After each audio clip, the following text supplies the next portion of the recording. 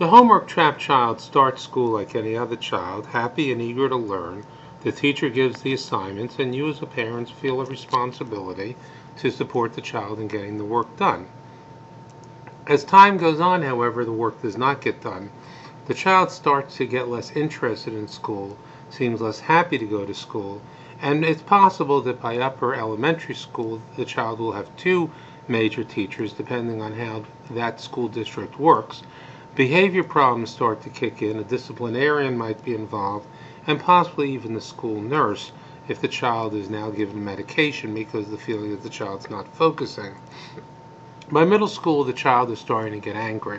4 or 5 teachers are converging on the same spot with homework assignments for the child to manage, and more people are getting involved. You as a parent do not see your child getting levered up to getting the work done. Rather, you're feeling increasingly crushed. By high school, you lose the child. The child may drop out, or symbolically the child leaves and seems disinterested in school. More and more people get involved trying to get on the child's case and your case, and the only thing that's really changing is you feel crushed. The child also may lose out on access to healthy high school activities. If your child was an athlete, you may find that by the time that child gets to high school, athletic eligibility requirements kick in, and your child gets separated from the peer groups that you were used to him having and that are no longer accessible because of the rules of the school. This may drive the child to other types of groups. The fundamental problem with homework-trapped children is what I call the myth of motivation. The default assumption is the child isn't doing the work because he doesn't want to do the work. In my mind, the issue is really one of skill, not a lack of interest. True, the child may have some lack of interest. Kids can be lazy. Kids are not always enthusiastic about doing homework. But the primary reason that sets your child apart from other children is that there's some under-the-radar learning problem. The under-the-radar learning problem generally takes the form of problems in working memory or processing speed. Working memory means that the child is simply having trouble absorbing what's being said and even more difficulty remembering when that child comes home what he has to do.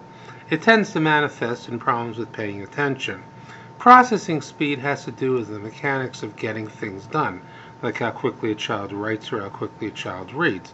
The reality is that the child who has these problems is going to do better in school than that child will do at home. Part of the reason for that is that school is bound by a clock, so that even if the child has some trouble understanding what he needs to do, even if he works a little more slowly than the other children, he starts and stops his day by the clock.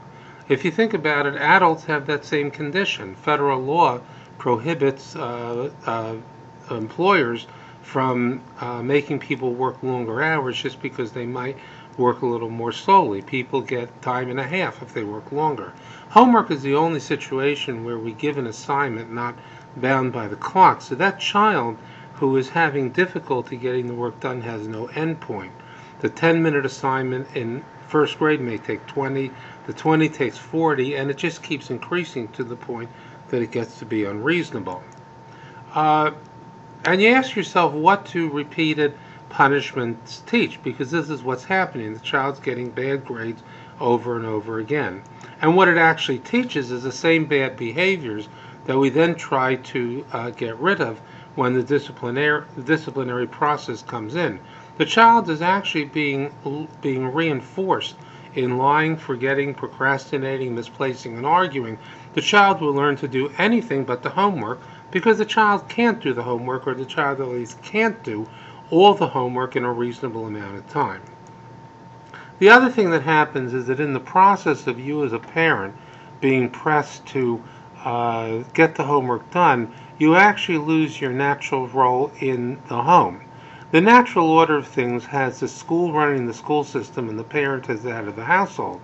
And when things go well, when homework is not a major problem, students report to teachers, who report to principals, who report to superintendents, who report to the Board of Education, while children are responsible to their parents in the home.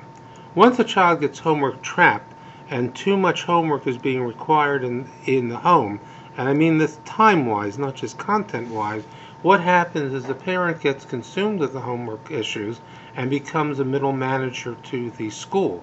The parent actually conceptually forms a role below the teachers and above the student with their own child. This is a very devastating role for a parent to have who needs to be the head of the household.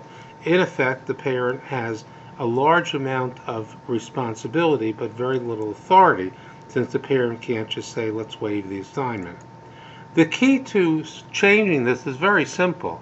You have three major steps. One is time-bound homework. The next is penalty reduction, so the child doesn't get penalized for getting what he can do within a reasonable amount of time. And the third is a reasserting of the fact that the parents have the final say in the home. The time-bound part of the formula is very simple. A parent can simply decide that on his or her own and just say to the child, you work this amount of time, here's your study hall, I'm going to sit in the room with you, I'm going to read a book, I'm not going to hover over you, and once it's done, you're done. And actually an article recently came out from an author who interviewed me, and in the process of interviewing me evidently used this on her own and reports dramatic results within 3 weeks. For other parents, it's hard to stick to that time-bound rule without knowing that the school is on board and is going to make modifications. My book, The Homework Trap: How to Save the Sanity of Parents, Students, and Teachers, provides the conceptual framework for which this can be done. In fact, I know of one situation of an individual who had a child and wanted to put into effect the time-bound rule, but was also very afraid that it would not work if the school didn't reduce the penalties. This parent actually just gave copies of The Homework Trap to every significant person at the school, and then gave the time-bound assignments. The school never agreed formally to the arrangement, and yet, in fact, every teacher changed their grading system in response to the student doing what he could do within the time-bound frame. This was an older child, someone who was a senior and who was near graduation, and he did successfully graduate high school. For younger children, you're not just looking at one teacher, but you're looking at next year's teachers and the teachers afterwards. So if need be, you may need to get this put into a formal plan, perhaps a 504 plan. The problem with most 504 plans is that they call for extra time, but they don't call for less work. Extra time is fine at school because that just means redistributed time. The student can spend a little more time on the test, a little less time on something else.